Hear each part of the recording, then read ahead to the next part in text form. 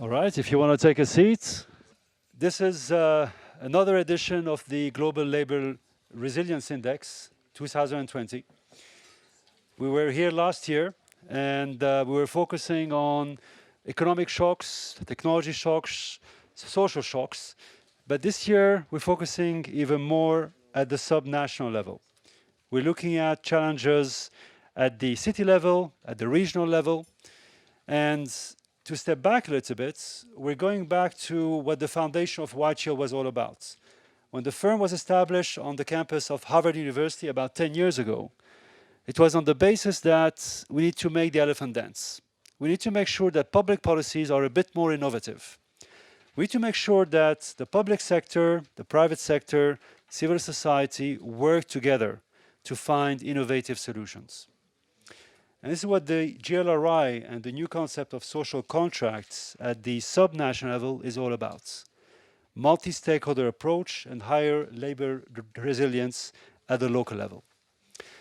Without any further ado, I would like to first thank the partners that have been doing this study with us, starting with Sir Christopher Pisaderes, Nobel Prize Economics and co-chair of the UK Institute for the Future of Work, which is collaborating with us. Manpower, which I think is somewhere here, there we go, Jonas and Becky. Oxford's Said Business School, which is rented here, Andrew White. The United Nations, the UNDP, on the specific chapter for Kazakhstan, and the Astana Civil Service, which I'm sure is rented here. Thank you very much also for your support. There's also a very strong team of Whiteshield economists have been working on this study, starting with Anthony O'Sullivan, who's here, with Pavel Wojcicki, who's the director at Whiteshield, Eric Bergloff, who's probably also a bit stuck with the demonstrations, Tom Flynn, who's here. We have Rémi Gaspard, and we have Franco Bossoni, who's sitting here in front of us. With Anthony, we'll launch the actual reports. After that, we'll have a panel discussion here, and then we'll have different tables focusing on specific topics. North America, Europe, the Middle East, Africa, probably Asia here. And then we'll take the summary of that conversation and see what are the common points in terms of potential public policies that could be applied across the different countries. Thank you. Without any further ado, I'll pass on to Anthony and to launch the report. Good evening to everyone. It's a pleasure to be here. And we are here to launch the Global Labor Resilience Index 2020. And the first question you might have is, what is resilient? Well, it's the ability to bounce back in cases of shock is one of the fundamental points of resilience.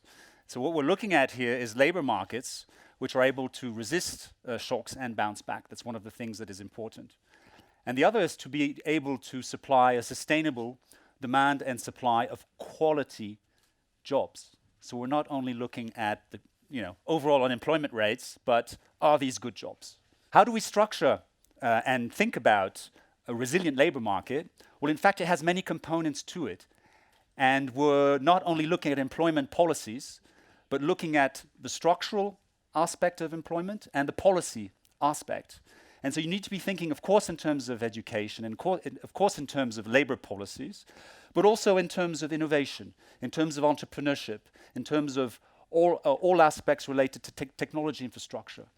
And on the structural side, it's to what extent is your economy a diversified economy, which is capable of shifting from one sector to another when one sector is going down and another is going up. And it's the balance between the structural factors and the policy factors, thinking in a much larger manner in terms of what it means to have a healthy labor market, which allows countries to be what we call resilient in their labor markets. So who is number one in the world in labor market resilience, 2020? Any guess? Switzerland actually has moved in the front ranking. Last year, it was Singapore. These are the two countries with the most resilient labor markets in the world. Who do you think would be number three? The United States of America.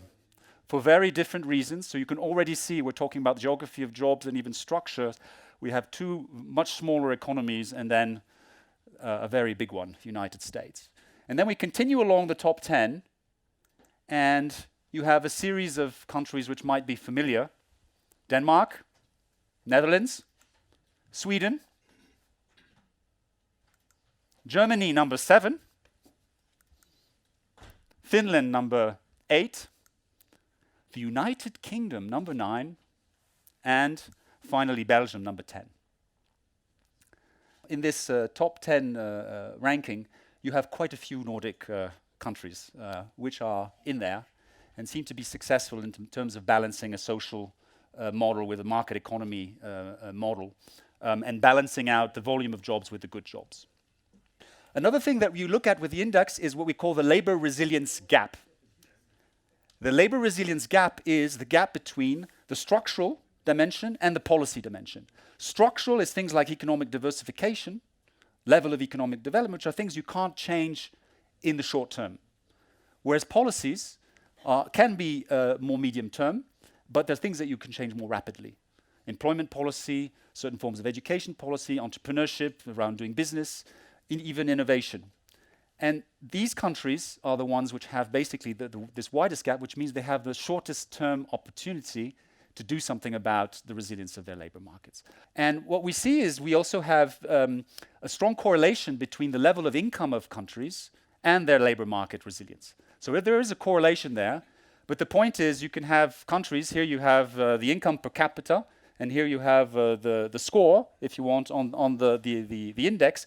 If you're below or above this, this can reveal that you're under the level of opportunity that you should be having relative to your income. So countries can also use that to measure whether or not they should be doing more action to improve their labor market resilience.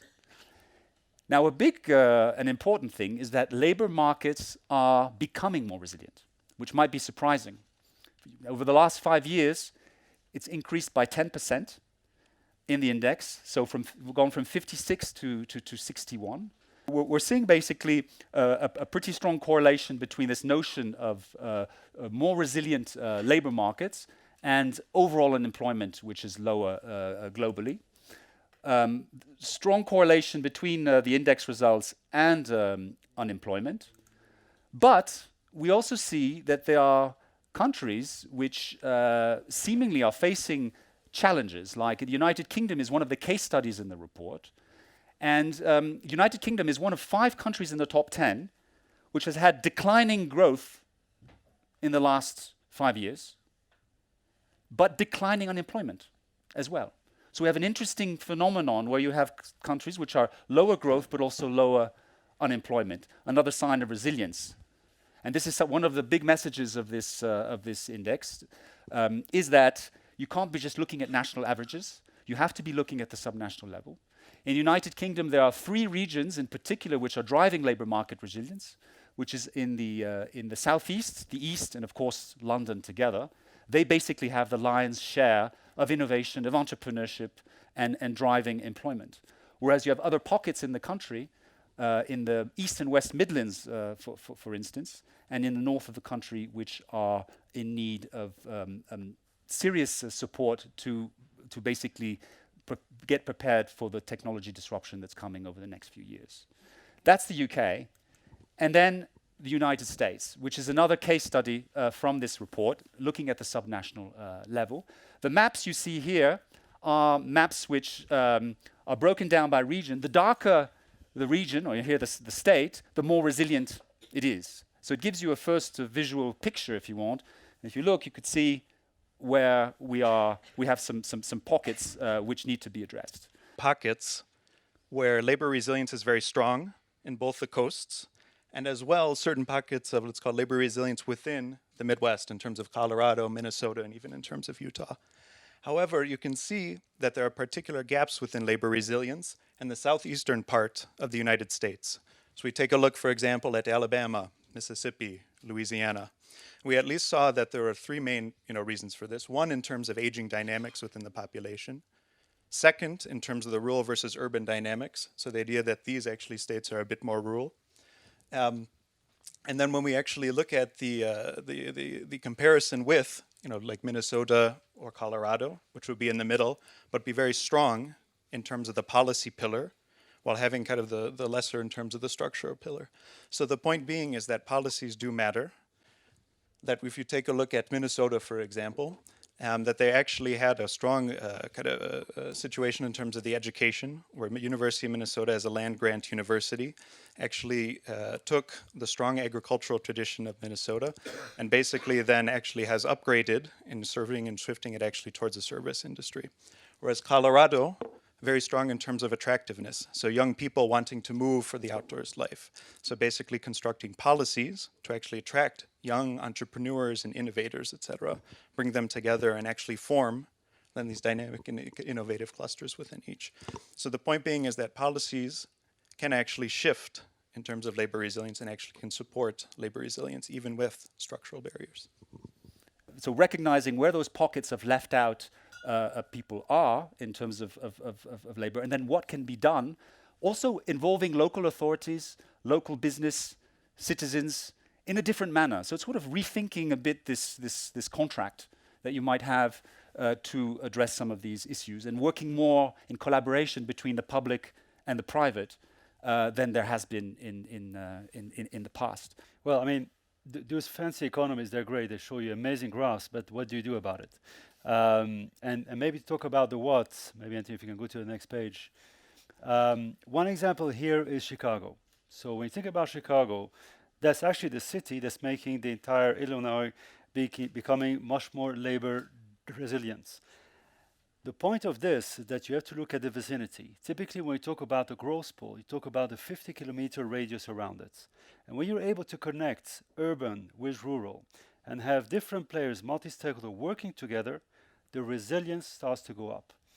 Now, this concept here, we're going to put it on hold for one moment. We're going to step back and look at the wider picture. We can move to the next page. Countries, before we talk about regions, take three paths. They take a structural path, so they take first, let's say, the policy path here.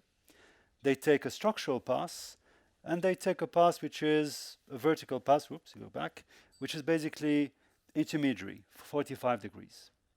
Let's take three examples. We have the Minister of the UAE in the room here, of economy.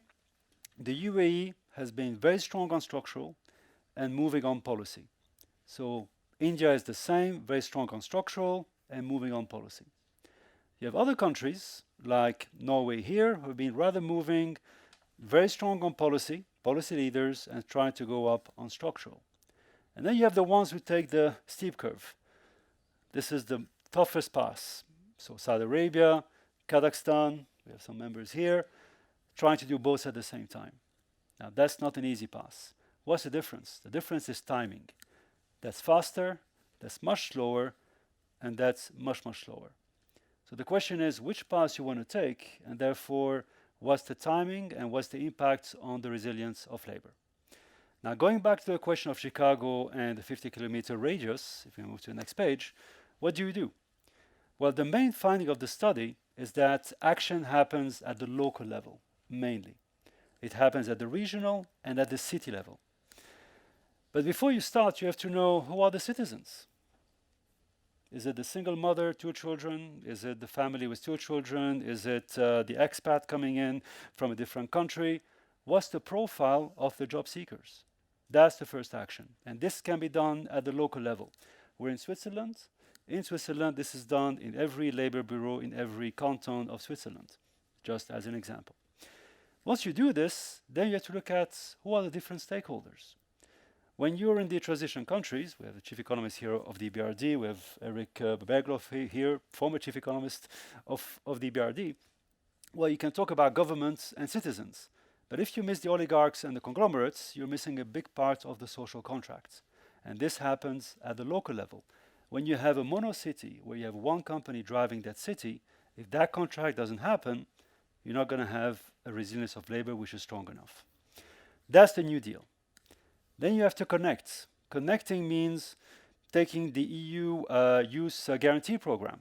So you have universities that will give you some training. You have companies that will give you an apprenticeship program at a lower price, at a lower fee, at a lower salary, and then you start connecting. You start connecting and then you have to start accelerating. Another example from the United Arab Emirates is the government accelerators. You're sitting between a jewelry and the Lebanese restaurant, if I recall, your Excellency. And in there, you have something called government accelerator. You then start to narrow and focus. You invite citizens, you invite companies, you invite policymakers on a very specific topic, and you accelerate it over a period of 100 days. That's not theory, that's practically happening in the UAE and other countries. In Kazakhstan is also doing exactly the same in Nur Sultan, in the capital. That's focusing, that's accelerating, and then you have to sustain it. Now, these are not theoretical examples, they're on the ground. We as Whiteshield are working with a number of countries on those topics. And I think the main learning here is don't think too broad. Timing is very limited, so think about 100 days, multi-stakeholder, not too broad, but also connecting different cities. So for example, in Kazakhstan, it's a very big country. How do you have one monocity learn from another monocity? How do you have one growth pole learn from another one? That's a bit of the overall learning, which concludes the launch of this report. All of you represent different facets of this labor resilience, from the government side and from the private sector side and even the academic side. So we have a unique opportunity to have your combined perspectives. And I would like to kick off with the chair of the Global Labor Resilience Index report, Nobel Prize winner in economics, who is also co-chair of the Institute for the Future of Work, Sir Christopher Pissarides. If you could have a few opening thoughts on this work. All right, thank you very much, Anthony, and thank you very much for that introduction to the index, which neared perfection. What I'm going to do, because you heard all the details about the index and you've seen the pillars and how it was constructed and what it did, is to step back a little and give the bigger picture of what's happening in labor markets currently, and why it's important that we should have indices like the resilience index that you've heard about, and then make some remarks about the findings as well. Well, if we look now at what's happening in labor markets, the thing that we all notice and things that we hear everywhere in Davos last year, Davos the year before, and kinds of meetings, is that technology is changing faster than ever. And it's not only the types of new technology that are changing faster, but also the diffusion of technologies. Another thing, the new technologies depend on data. Many people refer to them as data-driven technologies, but even if we don't, what's driving artificial intelligence is big data sets. In fact, the artificial intelligence has been known since the 1950s. In 1958, a conference in New Hampshire, United States, thought that they solved the problem of artificial intelligence, and they said, no, it wasn't going to be useful very much in practical applications. The reason was the absence of data. The way we are now is that no company or government could have a good policy and could survive, in fact, in the market environment. Well, governments, of course, will survive, but companies will not survive in market environments if they don't make good use of data. Now, how do we get that data? Well, the internet has everything you would ever imagine. You can just ask a question to Google, and you get your answer. Now, the problem, though, is that there is a lot of information that is not useful. There is a lot of clutter on the internet. And therefore, if we want to extract information to use in our work, it's very difficult to know how to extract the useful information and what to do about it, and how to avoid either fake news or the information that simply overcrowds it. And if we left all companies and governments alone to extract the information they need, it would have taken so long that effectively we use the usefulness of the information. It's the perennial problem of what you say, too much information. And we just don't know what to do with it. Therefore, we need classification schemes that collapse the multiplicity of useful data into something easily understood, a kind of index that takes the useful bits of data and ranks them and takes them out and sorts them in a way that companies and governments can use in their work. What the Whiteshield index does is to take information relevant to resilience and produce a single number that tells us how well prepared labor markets are to receive the new technology. It's a new index. In some ways, it's works in progress. But overall, I believe it does a good job in ranking countries and in pointing out other features of the labor market within countries. The current index that you have in front of you, the main feature that if you look at the index is that there's been improvement in resilience across the board. That maybe has come from higher education, more productivity-related growth that we've seen in many countries. But when we looked at the subnational level, in Britain in detail, which is the country that I'm most familiar with in the findings, but I suspect also in the United States we've seen similar things, is that however well that you do at the aggregate level, there are many pockets that are left that do not perform well. And that focuses the attention of governments in what needs to be done. I guess in some negative way, maybe it focuses the attention of companies that if they want to be in a region where there is a lot of resilience because their educational standards are high, demographics are better, and all that, then it tells you where to locate. And that's the usefulness of these indices. They extract the useful information from the internet and tell us what needs to improve. Thank you. Thank you so much. Thank you so much, Professor. It gives a great food for thought in terms of some of the elements we should be thinking about. Wasn't very clear if we have too much data or not enough, but certainly there's better classification that can be done in order to understand how to work effectively with the labor market. Minister Haitainen from Finland, Minister of Employment, Finland, which is number 8 today in all markets around the world, one of those Nordic model countries. Do you believe Finland is doing everything right to have a resilient labor market, or are there some things that could still be improved? Well, maybe we do something well because we are number 8, but we have lots of things to do. Thank you for this introductory speech. You were talking about the need for local and regional politics, and that is what our government is now focusing on in employment policy. We are trying to combine the work that we do from state level, from state authorities, so that we move it towards cities and local stakeholders.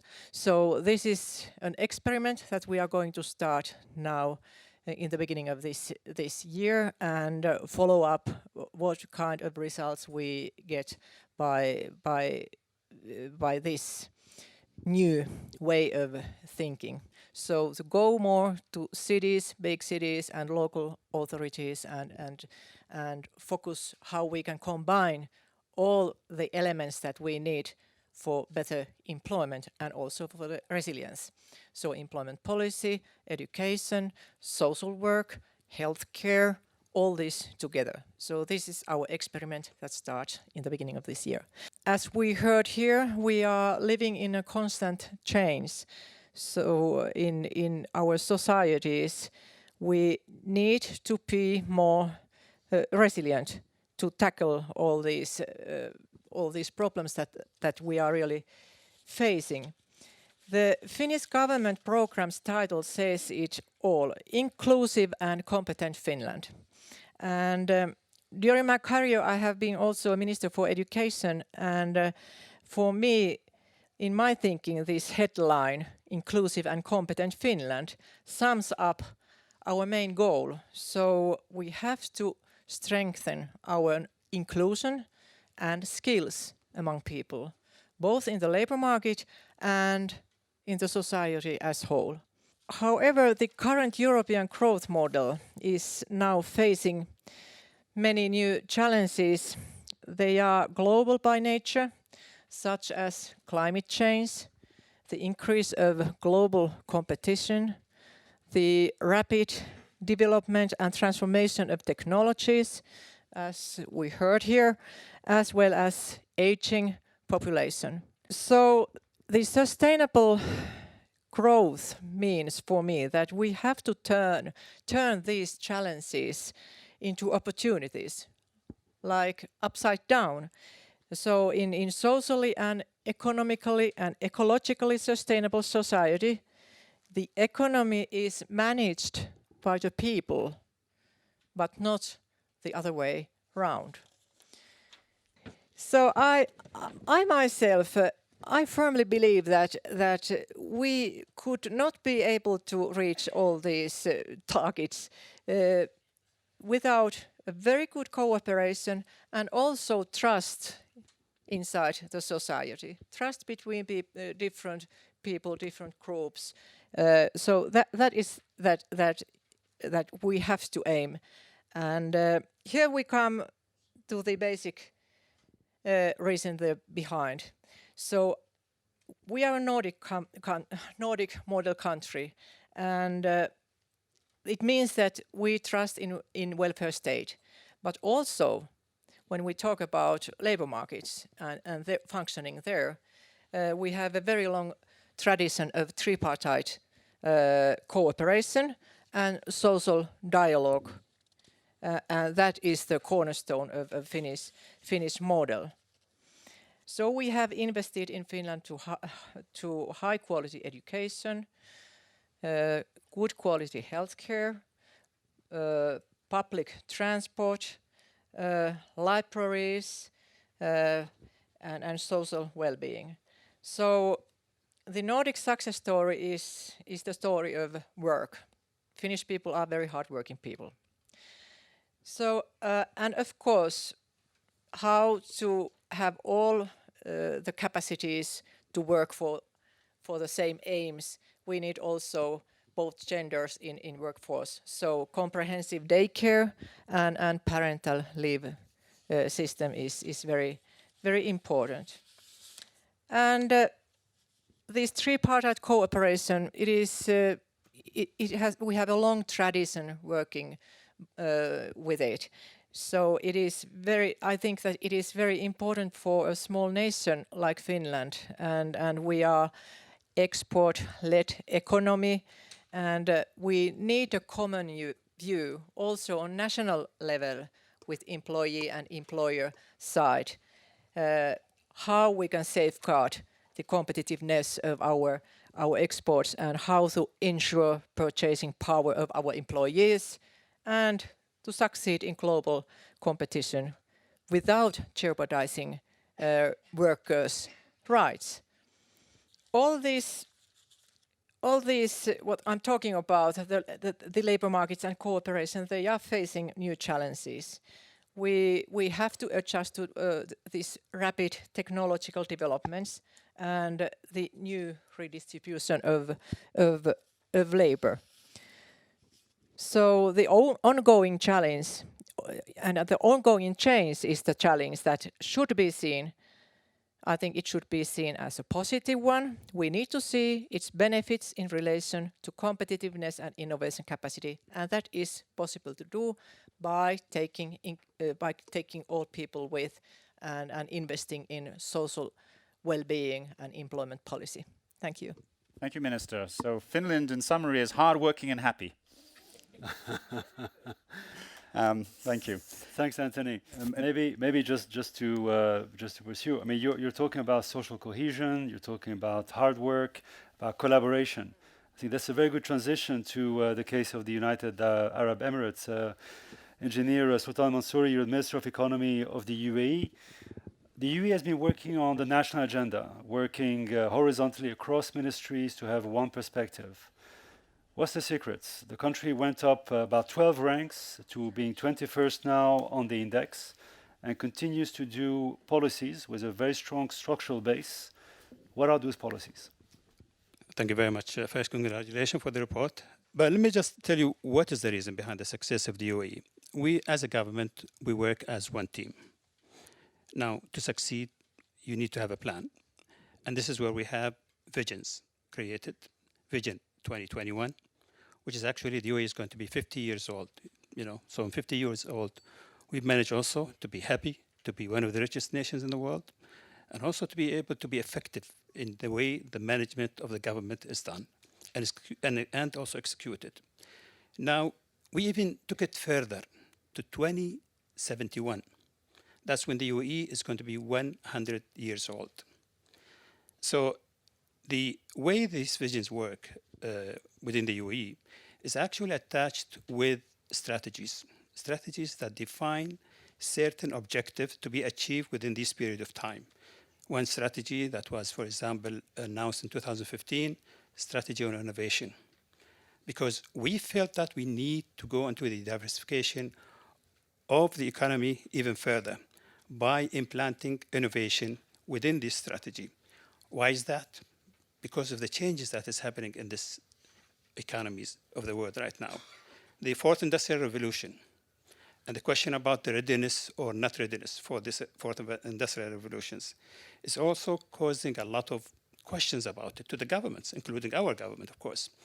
We are looking around, we speak with so many different governments about where is it going and how are we going to handle this in order to be able to learn and understand and how we can also manage this sort of transition into the fourth industrial revolution. Now, the other problem that you might have also in many nations facing, what do they really want to achieve from the fourth industrial revolution? Are we going to succeed in every sector? I don't think that's possible. We need to define first in a systematic way how we are going to develop this ability to be able to succeed in this new innovation and new, basically, areas of the fourth industrial revolution. And we need also to address another issue, because the replacement of jobs for so many people who are going to lose their jobs. And I don't want to put that the 20 million that sometimes people put, or even more than that, because no matter how much they predict, I don't think they are accurate unless they understand exactly the impact of the fourth industrial revolution on the jobs and the future jobs, actually, that's going to be available. We also have succeeded in another area, which is education. And I think preparing the next generation for the challenges of the fourth industrial revolution as one example, and I take that as an important example because you hear it all the time now in Davos and everywhere in the world, is how do you educate your people? We went into the education system, and I think also Finland has done the same, according to what I heard, and we sort of revamped the whole thing in order to understand what are the areas that we need to focus on. And mainly it's the STEM, the science, technology, engineering, mathematics. We need to strengthen ourselves in that area. Of course, we have programs now. The Ministry of Higher Education is focusing on how they can do this transition. Of course, we are learning a lot from the experience of many other nations at the same time, trying to push towards some of the most important critical fields that we need to push them into. But the most important part of this is how do we prepare them for this new market. Now, we have another advantage on this. I mean, that is a disadvantage, but we have an advantage on the other side, which is we are an open society. We have the ability also to attract skills from all over the world, which means that the ability also to bring in the best of the world into the UAE is also an option that we have. And that's, by the way, an option that all of us have to take into consideration. Thank you. Thank you very much, Minister, for these insightful remarks and models also that maybe other countries can be thinking about. And you point to the notion of having a wider framework when you think about labor market resilience, including innovation, which you mentioned. Mr. Jonas Prising, CEO of Manpower Group, I think there's a good transition here. We're talking about the importance of skills at all levels, from primary school all the way to university. And also, there's increasingly a worry about the workforce skills, the people who are maybe of an older age, who find themselves in a new sector, and have to basically almost pivot towards that sector. And how you resolve this type of issue in economies today. One of the elements of labor market resilience is a market which is able to shift older workers towards new sectors. And Manpower Group, as I gave the example early on, has been involved in this area. So perhaps you could include that as part of your perspectives here. Yes, no, thank you. And maybe to start with, got that? Thank you, Guy. Maybe to start with and stepping back, looking at the report, there are some surprising findings that I think reinforce what you started with in your introduction. You see the top 3 countries are responding to global structural change with 3 fundamentally very different labor market models.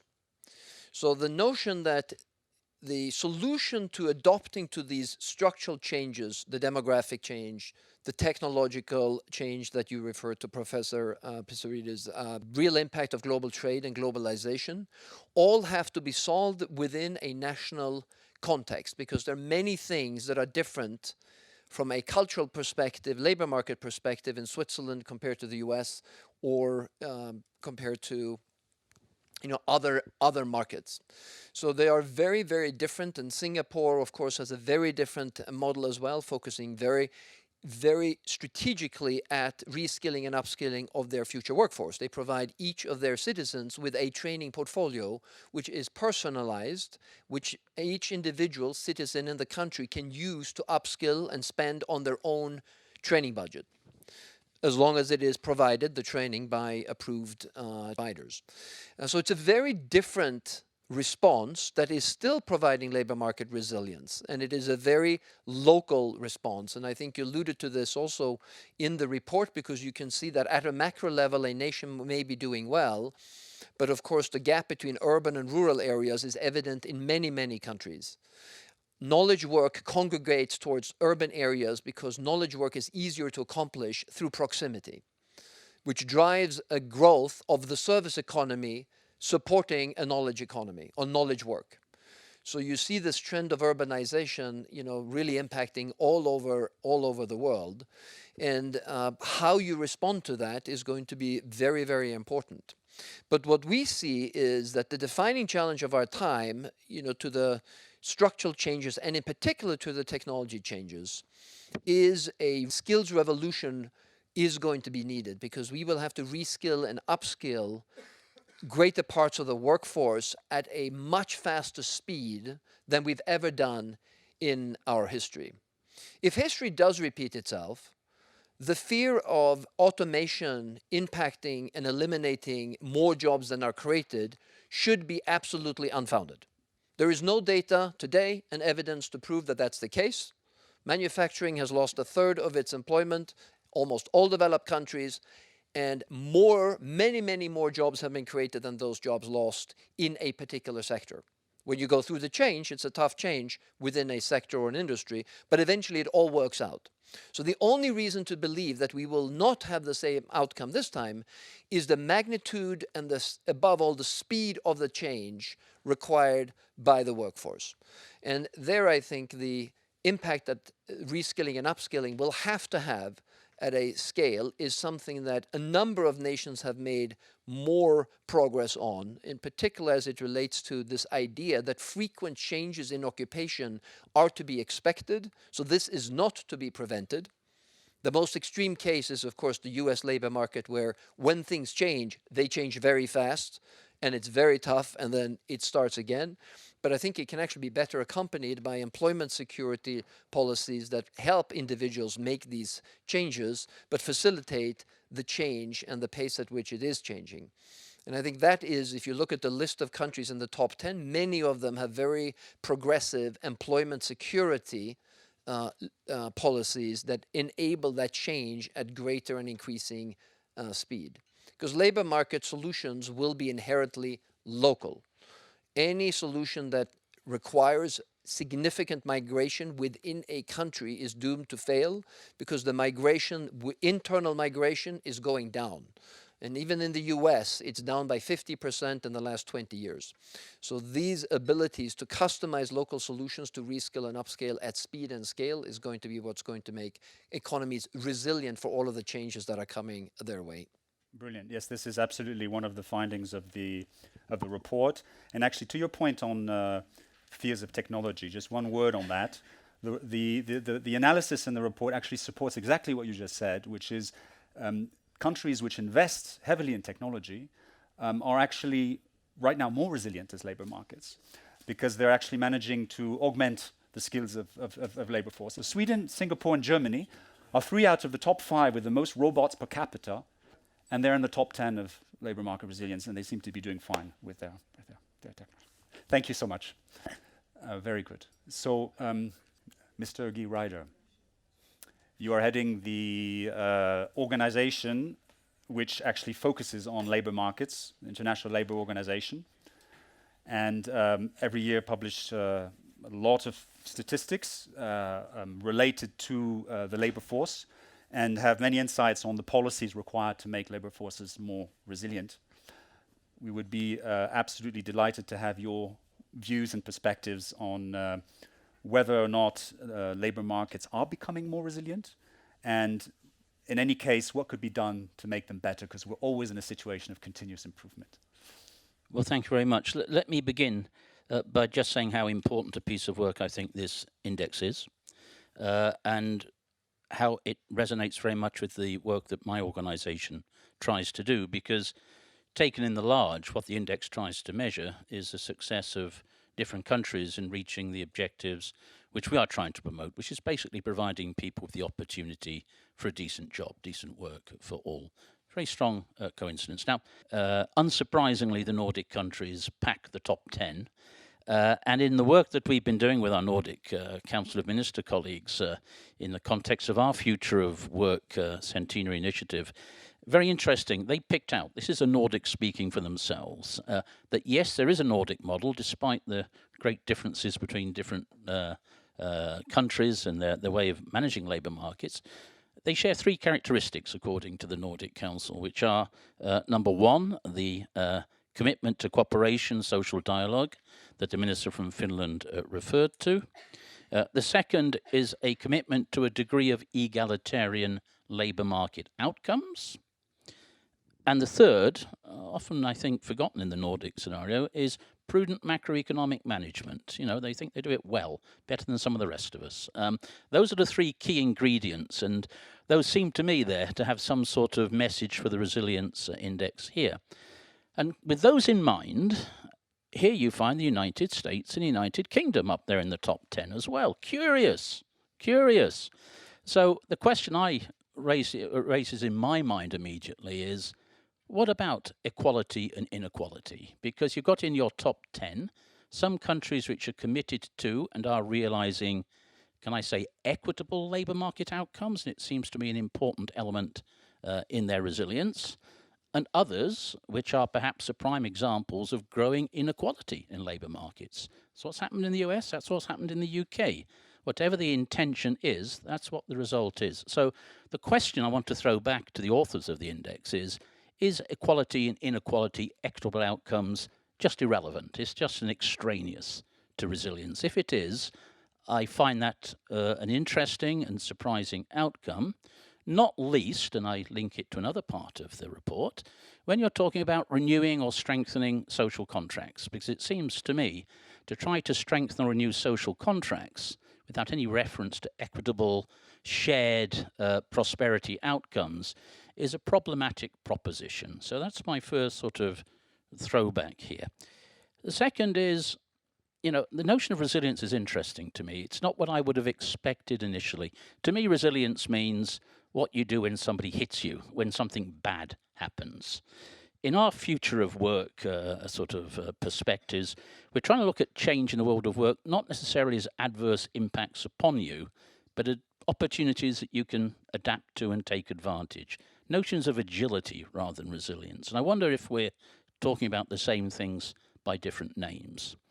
But a second sort of surprise in all of this, material scientists will tell you is when a material is hit, subjected to stress or impact, one or two things will happen. One, it will bend and adapt and perhaps bend back to its original form and carry on, or else it will break. So there's a notion of brittleness here. I was very interested to see that Chile comes in quite high up your index. I think third of the Latin American countries. And I wonder where it was last year, and if, in the light of recent events and the economic consequences of them, there anything to be said here about brittleness and adaptability. Last point, I could go on for a very long time, just go to the UK piece because it's where I also come from.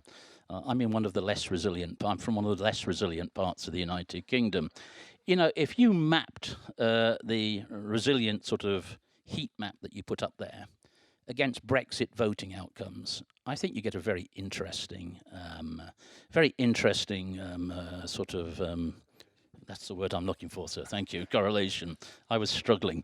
And I mean, grosso modo, the proposition is the less resilient you actually are, the more you voted for Brexit. Now, an interesting reflection about people who are living in labour market conditions where they are suffering, they are in bad conditions, they see few prospects. They want to take back control, perhaps. This is perhaps an issue. And in so doing, they might commit acts of self-harm.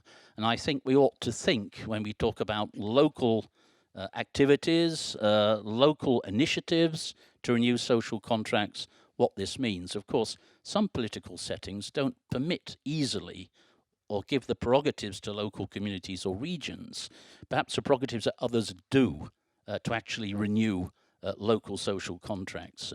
I think one of the best comments I heard in this regard was from a French politician who said, nobody likes us in France, nobody likes politicians. The only people who seem to escape the general opprobrium of French politicians are the local mayors, the local people. And the reason is, as he put it, ils sont à la portée de l'engueulade. They're in earshot of getting a mouthful. You can go and shout at somebody.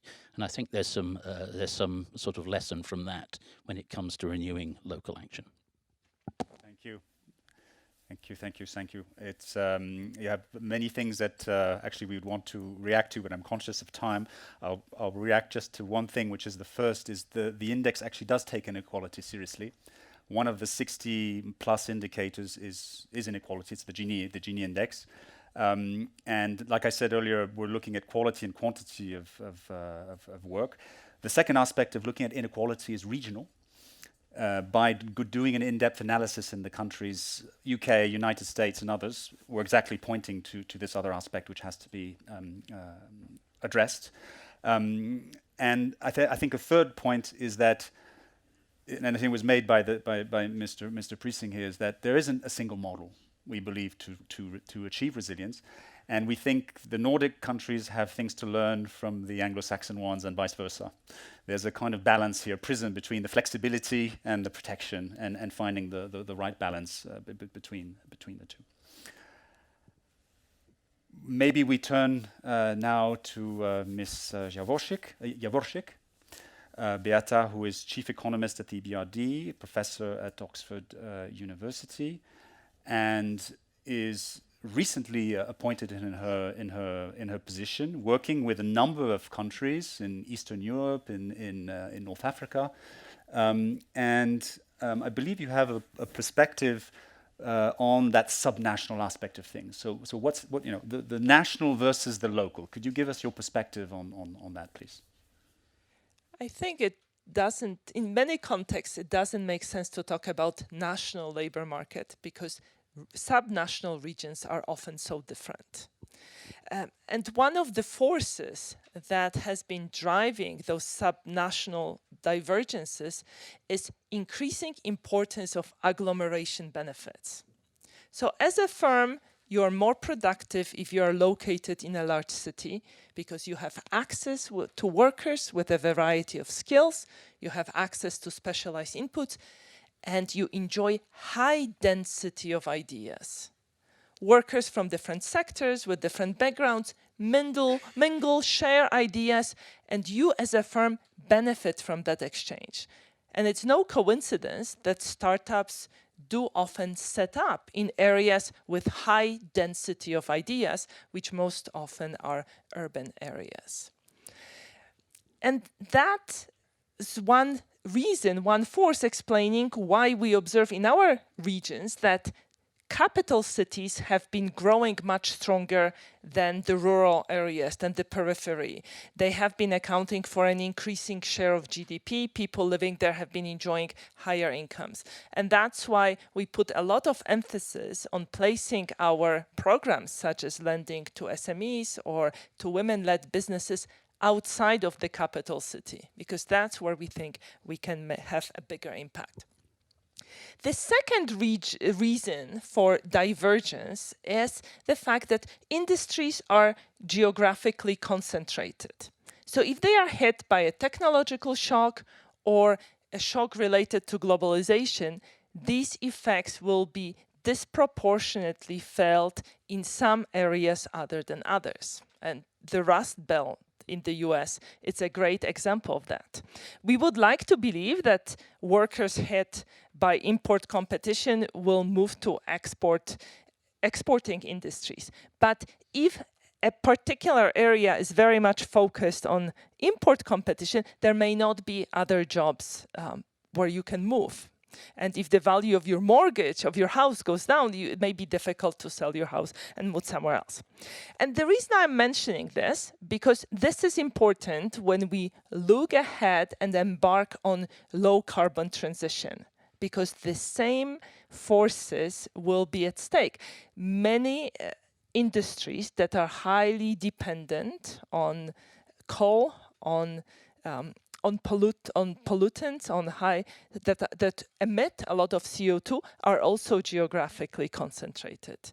So if we want to be effective in low carbon transition, we need to make sure that we take care of people who will be negatively affected.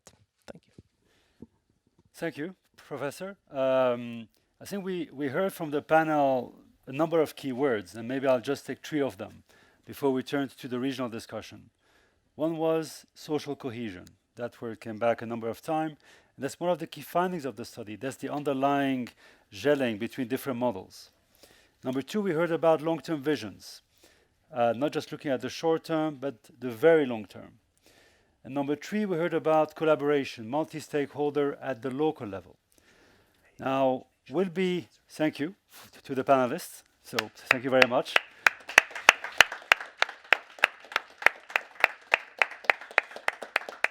But based on your great inputs, now we'll turn to regional discussions